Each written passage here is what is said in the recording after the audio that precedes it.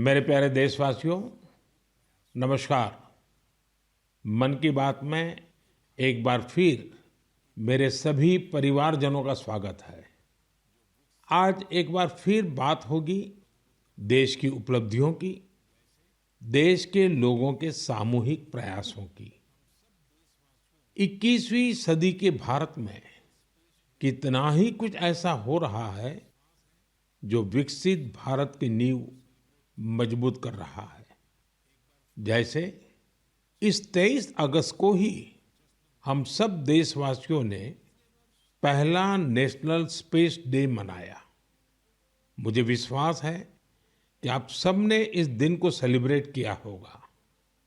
एक बार फिर चंद्रयान 3 की सफलता का जश्न मनाया होगा। पिछले वर्ष इसी दिन चंद्रयान 3 ने चांद के दक्षिणी हिस्से में शिव शक्ति पॉइंट पर सफलतापूर्वक लैंडिंग की थी। भारत इस गौरवपूर्ण उपलब्धि को हासिल करने वाला दुनिया का पहला देश बना। साथियों, देश के युवाओं को स्पेस सेक्टर रिफॉर्म से भी काफी फायदा हुआ है। इसलिए मैंने सोचा कि क्यों न आज मन की बात में स्पेस सेक्टर से जुड़े अपने कुछ युवा साथियों से बात की जाए। मेरे साथ बात करने के लिए स्पेस टेक स्टार्टअप गैलेक्स आई की टीम जुड़ रही है। इस स्टार्टअप को आईआईटी मद्रास के एलुमनाई ने शुरू किया था। ये सारे नौजवान आज हमारे साथ फोन लाइन पर मौजूद है। सुयश, डेनिल, रक्षित, किशन और प्रणीत। आइए इन युवाओं के अनुभवों को जानते हैं। हेलो। हेलो। हेलो। नमस्ते जी। नमस्कार सर। अच्छा साथियों, मुझे ये देखकर खुशी होती है कि आईआईटी मद्रास के दौरान हुई आपकी दोस्ती आज भी मजबूती से कायम है। यही वजह है कि आपने मिलकर गैलेक्स आई शुरू करने का फैसला किया। और मैं आज जरा उसके विषय में भी जानना चाहता हूँ। इस बारे में बताइए। इसके साथ ही ये भी बताएं कि आपकी टेक्नोलॉजी से देश को कितना लाभ होने वाला है। जी, मेरा नाम सुयश है। हम लोग साथ में, जैसा आपने बोला, सब लोग साथ में आईआईटी मद्रास में मिले। वहीं पर हम लोग सब पढ़ाई कर रहे थे, अलग अलग ईयर्स में थे अपने इंजीनियरिंग के। और उसी वक्त हम लोगों ने सोचा कि एक हाइपरलूप नाम का एक प्रोजेक्ट है जो हम लोग चाहते थे साथ में करेंगे। उसी दौरान हमने एक टीम की शुरुआत की, उसका नाम था आविष्कार हाइपरलूप, जिसको लेकर हम लोग अमेरिका भी गए। उस साल हम एशिया की इकलौती टीम थी जो वहां गई और हमारे देश का जो झंडा है उसको हमने फहराया। और हम टॉप 20 टीम्स में से थे, जो out of around 1500 teams around the world. चलिए, आगे सुनने से पहले इसके लिए तो बधाई दे दूं मैं।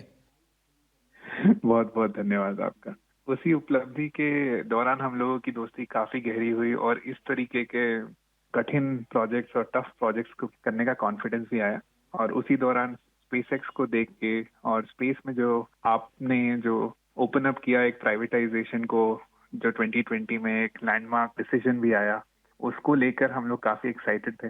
और मैं रक्षित को इनवाइट करना चाहूंगा बोलने के लिए कि हम क्या बना रहे हैं और उसका फायदा क्या है।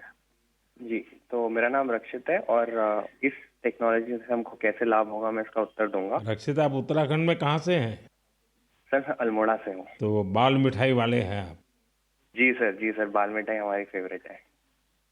तो हमारा जो लक्ष्य सेन है ना, वो मेरे लिए रेगुलरली बाल मिठाई खिलाता रहता है मुझे। हाँ रक्षित, बताइए। तो हमारी जो ये टेक्नोलॉजी है, ये अंतरिक्ष से बादलों के आर पार देख सकती है और ये रात्रि में भी देख सकती है। तो हम इससे देश के किसी भी कोने के ऊपर रोज एक साफ तस्वीर खींच सकते हैं। और ये जो डेटा हमें आएगा, इसका उपयोग हम 2 क्षेत्रों में विकास करने के लिए करेंगे। पहला है भारत को अत्यंत सुरक्षित बनाना। हमारे जो बॉर्डर्स हैं और हमारे जो ओशंस हैं, सीज हैं, उसके ऊपर रोज हम मॉनिटर करेंगे और एनिमी की एक्टिविटीज को मॉनिटर करेंगे और हमारी आर्म्ड फोर्सेस को इंटेलिजेंस प्रोवाइड करेंगे। और दूसरा है भारत के किसानों को सशक्त बनाना। तो हमने ऑलरेडी एक प्रोडक्ट बनाया है भारत के झींगा किसानों के लिए, जो अंतरिक्ष से उनके पॉन्ड्स के पानी की क्वालिटी मेजर कर सकता है 1/10 ऑफ द करंट कॉस्ट में। और हम चाहते हैं आगे जाते हुए हम दुनिया के लिए best quality satellite images generate करें, और जो ग्लोबल इश्यूज हैं, ग्लोबल वार्मिंग जैसे, इससे लड़ने के लिए हम दुनिया को best quality satellite data provide करें। इसका मतलब हुआ कि आपकी टोली जय जवान भी करेगी, जय किसान भी करेगी। जी सर, बिल्कुल। साथियों, आप इतना अच्छा काम कर रहे हैं, मैं ये भी जानना चाहता हूँ कि आपकी इस टेक्नोलॉजी का प्रिसीजन कितना है? सर, हम लेस देन 50 सेंटीमीटर के रेजोल्यूशन तक जा पाएंगे, और हम एक बार में approximately more than 300 square kilometre area को इमेज कर पाएंगे। चलिए, मैं समझता हूँ कि ये बात जब देशवासी सुनेंगे तो उनको बड़ा गर्व होगा। लेकिन मैं एक और सवाल पूछना चाहूँगा। जी सर। स्पेस इकोसिस्टम बहुत ही वाइब्रेंट हो रहा है। अब आपकी टीम इसमें क्या बदलाव देख रहे हैं? मेरा नाम किशन है। हमने ये गैलेक्साई शुरू होने के बाद से ही हमने इन स्पेस आते हुए देखा है और काफी सारे पॉलिसीज आते हुए देखे हैं, ये जैसे कि geospatial data policy and Indian space policy. और हमने पिछले 3 साल में काफी बदलाव आते हुए देखा है और काफी प्रोसेसेस और काफी इंफ्रास्ट्रक्चर और काफी फैसिलिटीज इसरो के ये अवेलेबल और काफी अच्छे तरीके से हुए हैं। जैसे कि हम इसरो में जाके टेस्टिंग कर सकते हैं हमारे हार्डवेयर का, ये काफी आसान तरीके से अभी हो सकता है। 3 साल पहले वो प्रोसेसेस उतने नहीं थे, और ये काफी हेल्पफुल रहा है हमारे लिए और काफी और स्टार्टअप्स के लिए भी। और रीसेंट एफडीआई पॉलिसीज की वजह से और ये फैसिलिटीज अवेलेबिलिटी की वजह से और स्टार्टअप्स को आने के लिए काफी इंसेंटिव है, और ऐसे स्टार्टअप्स आके काफी इजीली और काफी अच्छे से डेवलपमेंट कर सकते हैं ऐसी फील्ड में जिसमें यूजुअली डेवलपमेंट करना बहुत कॉस्टली और टाइम कंज्यूमिंग रहता है। बट करंट पॉलिसीज और इन स्पेस के आने के बाद काफी चीजें आसान हुई है स्टार्टअप्स के लिए। मेरे मित्र डेनियल चावड़ा भी इस पे कुछ और बोलना चाहेंगे। डेनियल बताइए। सर, हमने एक और चीज ऑब्जर्व किया है। हमने देखा है कि जो इंजीनियरिंग के छात्र हैं उनकी सोच में बदलाव देखा है। वो पहले बाहर जाके हायर स्टडीज परस्यू करना चाहते थे और वहाँ काम करना चाहते थे और स्पेस डोमेन में, बट अब क्योंकि इंडिया में स्पेस इकोसिस्टम बहुत अच्छी तरीके से आ रहा है, तो इस कारण वो लोग इंडिया वापस आके इस इकोसिस्टम के पार्ट बनना चाहते हैं। तो ये काफी अच्छा फीडबैक हमें मिला है, और हमारे खुद की कंपनी में कुछ लोग वापस आके काम कर रहे हैं इसी वजह से। मुझे लगता है कि आपने दोनों जो पहलू बताए हैं, किशन ने और डेनियल दोनों ने, मैं जरूर मानता हूं कि बहुत से लोगों का इस तरफ ध्यान नहीं गया होगा कि एक क्षेत्र में जब रिफॉर्म होता है तो रिफॉर्म का कितने मल्टीपल इफेक्ट्स होते हैं, कितने लोगों का लाभ होता है, और जो आपके वर्णन से, और क्योंकि आप उस फील्ड में हैं तो आपको ध्यान में जरूर आता है, और आपने ऑब्जर्व भी किया है कि देश के नौजवान अब इस फील्ड में यहीं पर अपना भविष्य आजमाना चाहते हैं, अपने टैलेंट का उपयोग करना चाहते हैं। बहुत अच्छा ऑब्जर्वेशन है आपका। एक और सवाल मैं पूछना चाहूँगा, आप उन युवाओं को क्या संदेश देना चाहेंगे जो स्टार्टअप्स और स्पेस सेक्टर में सफलता हासिल करना चाहते हैं? मैं प्रणीत बात कर रहा हूँ और मैं एक सवाल का जवाब दूंगा। हाँ प्रणीत, बताइए। सर, मैं अपने कुछ सालों के एक्सपीरियंस से 2 चीजें बोलना चाहूंगा। सबसे पहली, अगर अपने को स्टार्टअप करना हो तो यही मौका है, क्योंकि पूरी दुनिया में इंडिया आज वो देश है जो वर्ल्ड का सबसे फास्टेस्ट ग्रोइंग इकोनॉमी है, और इसका मतलब ये हुआ कि अपने पास अपॉर्चुनिटी बहुत ज्यादा है। जैसे मैं 24 साल की उम्र में ये सोच के प्राउड फील करता हूँ कि अगले साल हमारी एक सैटेलाइट लॉन्च होगी जिसके बेसिस पे अपनी गवर्नमेंट कुछ मेजर डिसीजंस लेगी, और उसमें हमारा छोटा सा एक कंट्रीब्यूशन है। ऐसी कुछ नेशनल इम्पैक्ट की प्रोजेक्ट्स पे काम करने को मिले, ये ऐसी इंडस्ट्री और ये ऐसा टाइम है, गिवन कि ये स्पेस इंडस्ट्री आज अभी तो स्टार्ट हो रही है। तो मैं अपने युवा दोस्तों को यही बोलना चाहूंगा कि ये अपॉर्चुनिटी ना सिर्फ इम्पैक्ट की बट ऑल्सो उनके खुद के फाइनेंशियल ग्रोथ की और एक ग्लोबल प्रॉब्लम सॉल्व करने की है।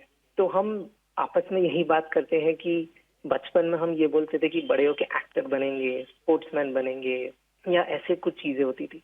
बट आज अगर हम ये सुने कि कोई बड़ा होके ये बोलता है कि मुझे बड़ा होके एंटरप्रेन्योर बनना है, स्पेस इंडस्ट्री में काम करना है, ये हमारे लिए एक बहुत प्राउड मोमेंट है कि हम इस पूरे ट्रांसफॉर्मेशन में एक छोटा सा पार्ट प्ले कर पाए। साथियों, एक प्रकार से प्रणीत, किशन, डेनियल, रक्षित, सुयश, जितनी मजबूत आपकी दोस्ती है उतना ही मजबूत आपका स्टार्टअप भी है। तभी तो आप लोग इतना शानदार काम कर रहे हैं। मुझे कुछ साल पहले आईआईटी मद्रास जाने का अवसर मिला था और मैंने उस संस्थान के एक्सेलेंस को खुद अनुभव किया है। और वैसे भी आईआईटी के संबंध में पूरे विश्व में एक सम्मान का भाव है और वहाँ से निकलने वाले हमारे लोग जब भारत के लिए काम करते हैं तो जरूर कुछ न कुछ अच्छा कंट्रीब्यूट करते हैं। आप सभी को और स्पेस सेक्टर में काम करने वाले दूसरे सभी स्टार्टअप्स को मेरी बहुत बहुत शुभकामनाएं हैं। और आप पांचों साथियों से बात करके मुझे बहुत अच्छा लगा। चलिए, बहुत बहुत धन्यवाद दोस्तों। Thank you so much. मेरे प्यारे देशवासियों, इस साल मैंने लाल किले से बिना पॉलिटिकल बैकग्राउंड वाले 1 लाख युवाओं को पॉलिटिकल सिस्टम से जोड़ने का आह्वान किया है। मेरी इस बात पर जबरदस्त प्रतिक्रिया हुई है। इससे पता चलता है कि कितनी बड़ी संख्या में हमारे युवा राजनीति में आने को तैयार बैठे हैं। बस उन्हें सही मौके और सही मार्गदर्शन की तलाश है। इस विषय पर मुझे देश भर के युवाओं के पत्र भी मिले हैं। सोशल मीडिया पर भी जबरदस्त रिस्पांस मिल रहा है। लोगों ने मुझे कई तरह के सुझाव भी भेजे हैं। कुछ युवाओं ने पत्र में लिखा है कि उनके लिए वाकई अकल्पनीय है दादा या माता पिता की कोई राजनीतिक विरासत नहीं होने की वजह से वो राजनीति में चाहकर भी नहीं आ पाते थे। कुछ युवाओं ने लिखा कि उनके पास जमीनी स्तर पर काम करने का अच्छा अनुभव है, इसलिए वे लोगों की समस्याओं को सुलझाने में मददगार बन सकते हैं। कुछ युवाओं ने ये भी लिखा कि परिवारवादी राजनीति नई प्रतिभाओं का दमन कर देती है। कुछ युवाओं ने कहा कि इस तरह के प्रयासों से हमारे लोकतंत्र को और मजबूती मिलेगी। मैं इस विषय पर सुझाव भेजने के लिए हर किसी का धन्यवाद करता हूं। मुझे उम्मीद है कि अब हमारे सामूहिक प्रयास से ऐसे युवा जिनका कोई पॉलिटिकल बैकग्राउंड नहीं है वे भी राजनीति में आगे आ सकेंगे। उनका अनुभव और उनका जोश देश के काम आएगा।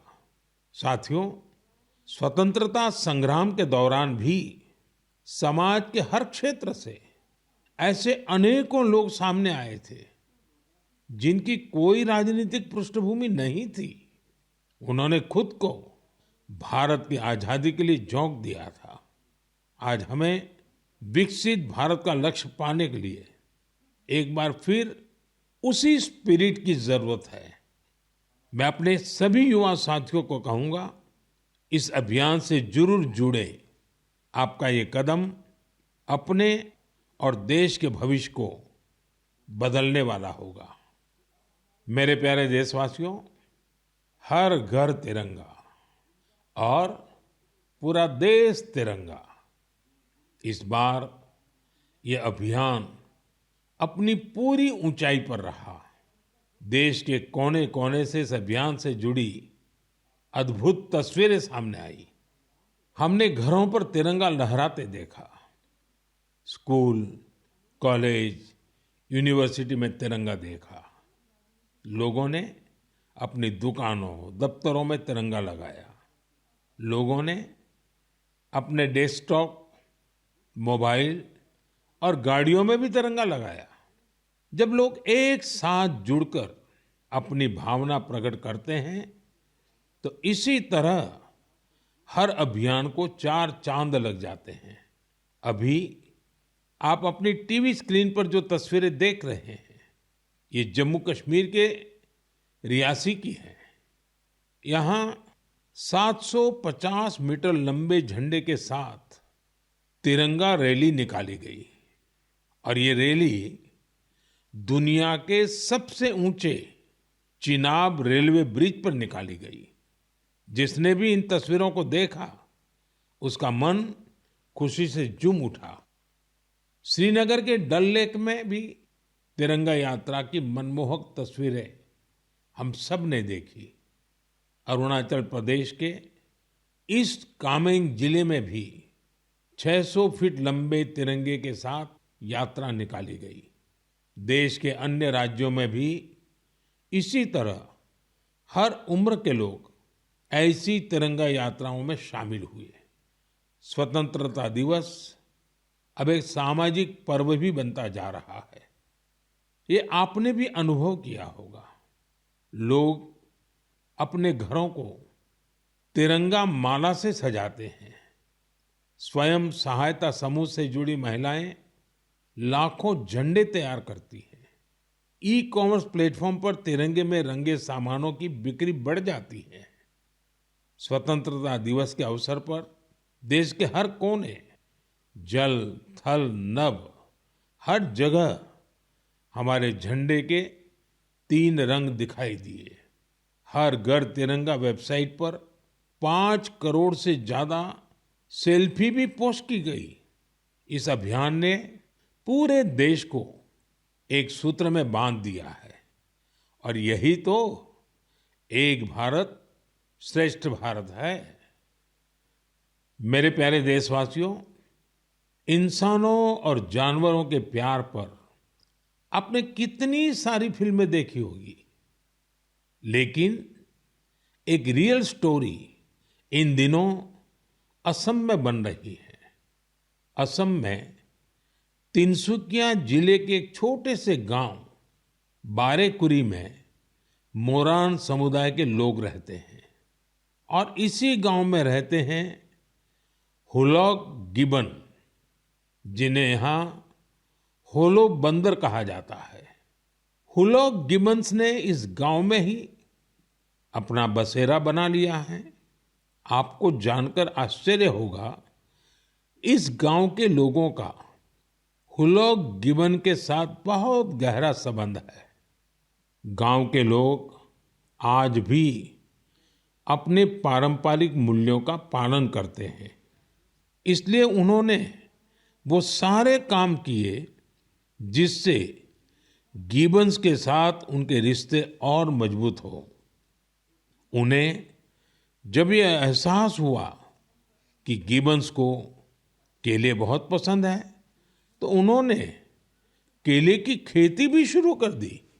इसके अलावा उन्होंने तय किया कि गिबन्स के जन्म और मृत्यु से जुड़े रीति रिवाजों को वैसे ही पूरा करेंगे जैसा वे अपने लोगों के लिए करते हैं।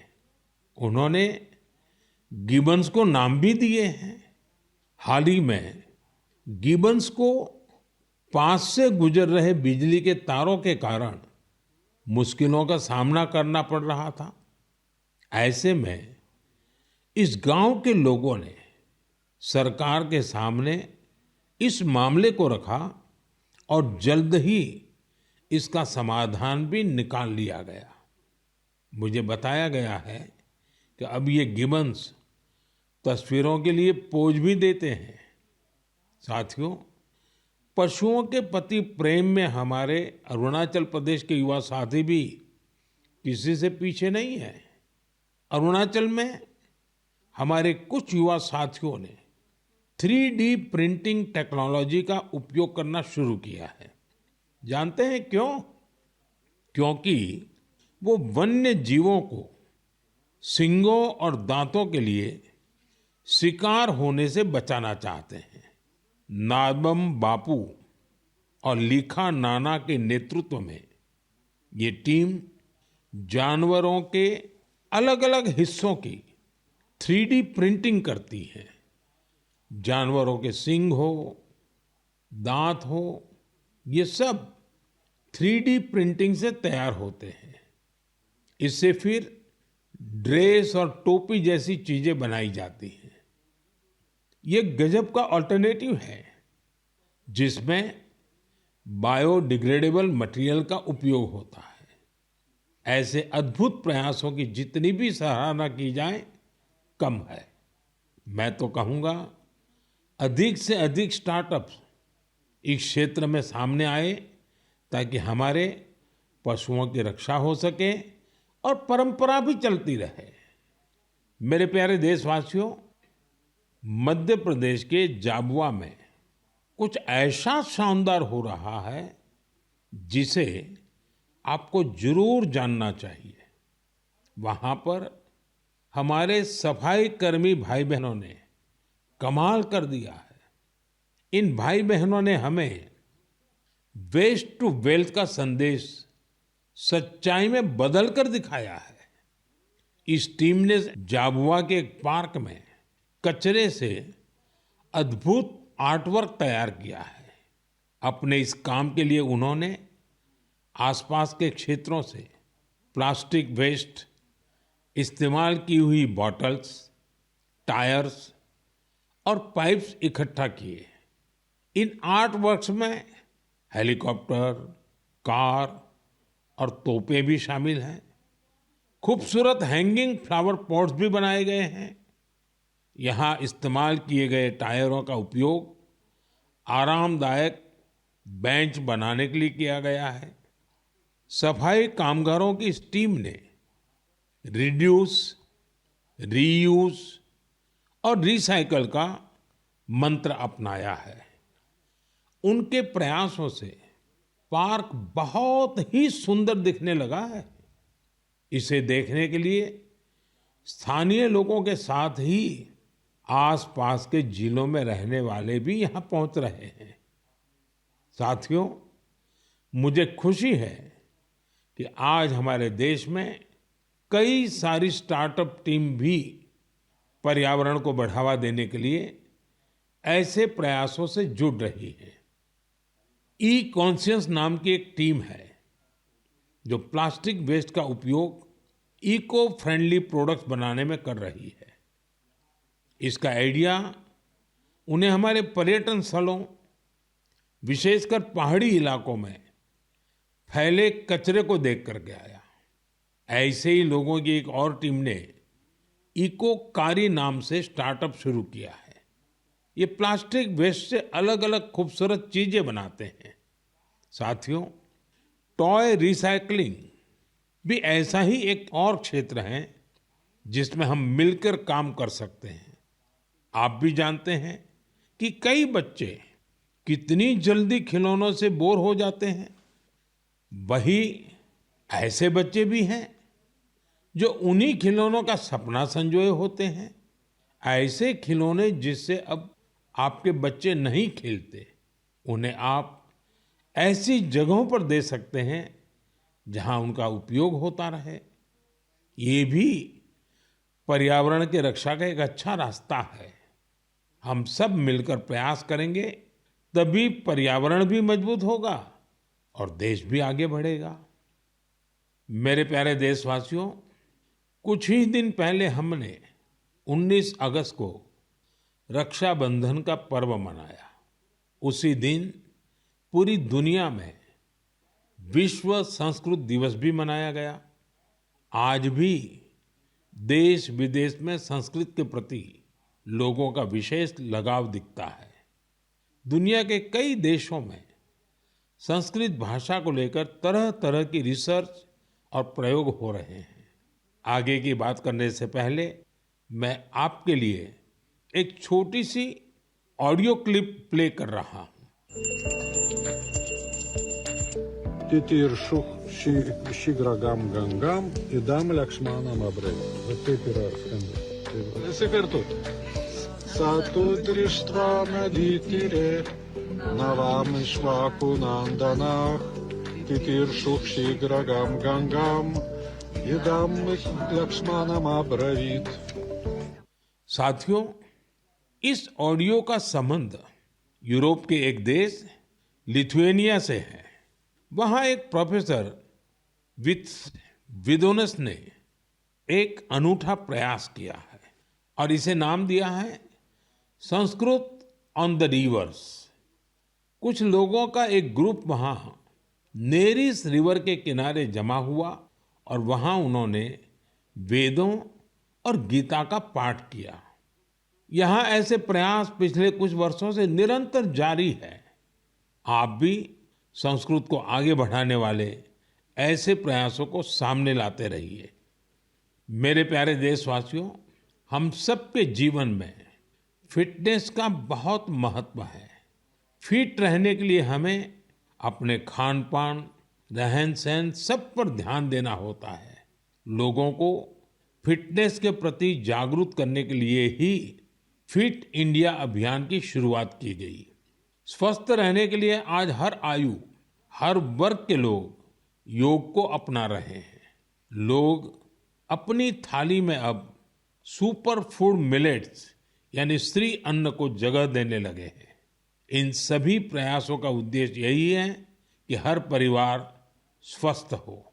साथियों, हमारा परिवार, हमारा समाज और हमारा देश और इन सब का भविष्य हमारे बच्चों की सेहत पर निर्भर है और बच्चों की अच्छी सेहत के लिए जरूरी है कि उन्हें सही पोषण मिलता रहे। बच्चों का न्यूट्रिशन देश की प्राथमिकता है। वैसे तो उनके पोषण पर पूरे साल हमारा ध्यान रहता है, लेकिन एक महीना देश इस पर विशेष फोकस करता है। इसके लिए हर साल 1 सितंबर से 30 सितंबर के बीच पोषण माह मनाया जाता है। पोषण को लेकर लोगों को जागरूक बनाने के लिए पोषण मेला, एनीमिया शिविर, नवजात शिशुओं के घर की विजिट, सेमिनार, वेबिनार जैसे कई तरीके अपनाए जाते हैं। कितनी ही जगहों पर आंगनवाड़ी के तहत मदर एंड चाइल्ड कमेटी की स्थापना भी की गई है। ये कमेटी कुपोषित बच्चों, गर्भवती महिलाओं और नवजात शिशुओं की माताओं को ट्रैक करती है। उन्हें लगातार मॉनिटर किया जाता है और उनके पोषण की व्यवस्था की जाती है। पिछले वर्ष पोषण अभियान को नई शिक्षा नीति से भी जोड़ा गया है। पोषण भी, पढ़ाई भी। इस अभियान के द्वारा बच्चों के संतुलित विकास पर फोकस किया गया है। आपको भी अपने क्षेत्र में पोषण के प्रति जागरूकता वाले अभियान से जरूर जुड़ना चाहिए। आपके एक छोटे से प्रयास से कुपोषण के खिलाफ इस लड़ाई में बहुत मदद मिलेगी। मेरे प्यारे देशवासियों, इस बार की मन की बात में इतना ही। मन की बात में आपसे बात करके मुझे हमेशा बहुत अच्छा लगता है। ऐसा लगता है जैसे मैं अपने परिवारजनों के साथ बैठ करके हल्के फुल्के वातावरण में अपने मन की बातें साझा कर रहा हूँ, आपके मन से जुड़ रहा हूँ। आपके फीडबैक, आपके सुझाव मेरे लिए बहुत ही मूल्यवान है। कुछ ही दिनों में अनेक त्योहार आने वाले हैं। मैं आप सभी को उनकी ढेर सारी शुभकामनाएं देता हूँ। जन्माष्टमी का त्योहार भी है। अगले महीने शुरुआत में ही गणेश चतुर्थी का भी पर्व है। ओणम का त्योहार भी करीब है। मिलाद उन नबी की भी बधाई देता हूँ। साथियों, इस महीने 29 तारीख को तेलुगु भाषा दिवस भी है। यह सचमुच बहुत ही अद्भुत भाषा है। मैं दुनिया भर के सभी तेलुगु भाषियों को तेलुगु भाषा दिवस की शुभकामनाएं देता हूँ। प्रपंच व्याप्तंगा उन्न तेलुगु वारिकी तेलुगु भाषा दिनोत्सव शुभाकांक्षलु। साथियों, मैं आप सभी से बारिश के इस मौसम में सावधानी बरतने के साथ ही कैच द रेन मूवमेंट का हिस्सा बनने का भी आग्रह दोहराऊंगा। मैं आप सभी को एक पेड़ माँ के नाम अभियान की याद दिलाना चाहूंगा। ज्यादा से ज्यादा पेड़ लगाएं और दूसरों से भी इसका आग्रह करें। आने वाले दिनों में पेरिस में पैरालंपिक्स शुरू हो रहे हैं। हमारे दिव्यांग भाई बहन वहां पहुंचे हैं। 140 करोड़ भारतीय अपने एथलीट और खिलाड़ियों को चीयर कर रहे हैं। आप भी #Cheer4Bharat के साथ अपने खिलाड़ियों को प्रोत्साहन दीजिए। अगले महीने हम एक बार फिर जुड़ेंगे और बहुत सारे विषयों पर चर्चा करेंगे। तब तक के लिए मुझे विदा दीजिए। बहुत बहुत धन्यवाद। नमस्कार।